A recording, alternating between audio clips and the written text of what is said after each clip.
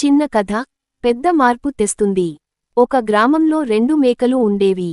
రోజూ అవి కలిసే బయలుదేరి పొలాల్లో గడ్డి మేస్తూ సాయంత్రానికి ఇంటికి తిరిగి వచ్చేవి.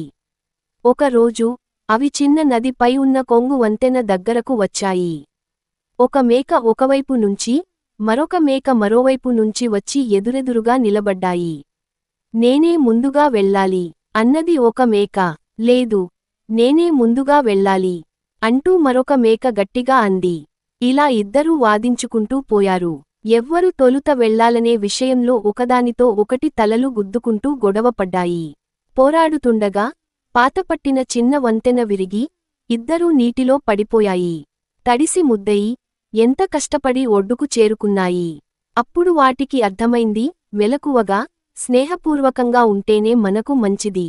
మరుసటి రోజు అదే పరిస్థితి మళ్లీ ఎదురైంది. కాని ఈసారి 2 మేకలు స్నేహపూర్వకంగా మాట్లాడుకున్నాయి.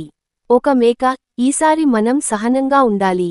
నేను కింద కూర్చుంటాను, నువ్వు పైగా దూకిపో అని చెప్పింది.